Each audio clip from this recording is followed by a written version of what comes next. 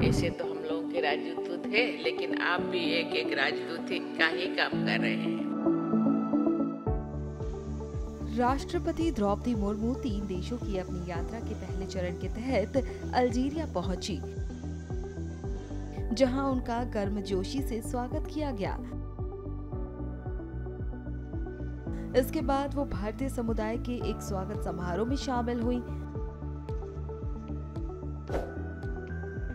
अल्जीरियस में राष्ट्रपति मुर्मू ने भारतीय समुदाय को संबोधित करते हुए भारतीय समुदाय के लोगों को अल्जीरिया में भारतीय राजदूत का दर्जा दिया। ये अल्जीरिया में भारतीय समुदाय द्वारा किए जा रहे अनेक प्रोजेक्ट्स में से कुछ ही है। Larsen and Toubro rice limited जैसे कंपनियां जो अनेक अफ्रीका देशों में इंफ्रास्ट्रक्चर डेवलप में लगे हुए हैं। भारतीय लोग भविष्य में अल्जीरिया के साथ साझेदारी के लिए तैयारी है। अल्जीरिया ने विभिन्न क्षेत्रों में कार्यरत परिश्रमी भारतीय समुदाय एक तरह से भारत के सच्चे राजदूत है। ऐसे तो हम लोगों के राजदूत है, लेकिन आप भी एक एक राजदूत का ही काम कर रहे हैं।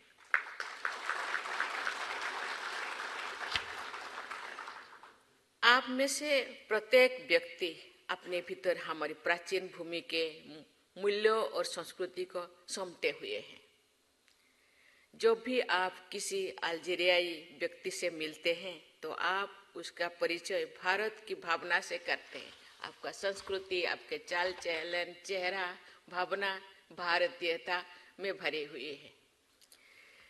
मित्रों, इस वर्ष हमारे देश में आम चुनाव संपन्न हुई है। लगभग 97 करोड़ मतदाताओं ने इसमें भाग लिया, जो एक ऐतिहासिक रिकॉर्ड था और जिसने इसे अब तक